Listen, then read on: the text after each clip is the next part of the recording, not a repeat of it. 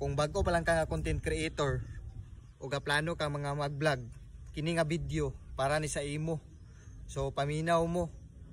Ayaw mo pagpaminaw anang uban nga mga vlogger nga dugay na. Mawala na daw ang dili na daw maka-earn sa Facebook sugod karong August 31. Pasabton ta mo ha. Kana sila ga i-discourage ra tanila kay kabalo mo. Sila ra gusto nga mo asinso, sila ra gusto nga makasweldo diri sa Facebook.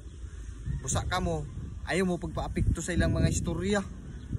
Kung nagplano man galing mo nga mag-vlog mo, padayon lang. Kay kana si Mita, mapansin ra gid mo niya.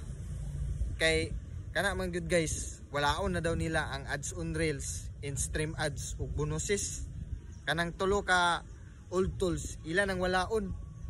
So ang mga istorya sa uban nga mga vlogger nga dili na daw maka-earn diri sa Facebook.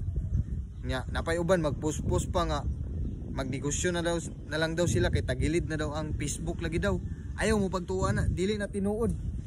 Kay ang sa pagkatinuod lang, gay discourage ra mo nila. Gusto sila nga sila ray makakwarta. Ayaw pagpadayon. Kung unsa imong gusto, kana buhata. Kay kana si Mita guys, mapansin ra gid mo niya. Bahala na sila dia, bahala na ilang istorya. Basta padayon lang kay naa man koy bag-o nga tools good si Mita. Kabantay mo to atong content monetization. Yang uban mag-iningon nga gagmay na lang kay sweldo kay mga vlogger na doon tanan. Sila ra ba kabalo mag-vlog? Sila ra ba kabalo maghimog video? Kung naa kay cellphone, pag video, paghimo og content nga kana imong gusto. Busa ayaw mo pagpaminaw sila na kay discourage sa tanila. Sila ray gusto makakwarta. Magpadayon ta. Padayon Pilipino. O mao na to ha. Paminawan niyo og tarong. Ayaw mo pagpapikto sila na kay sila ray gusto makakwarta.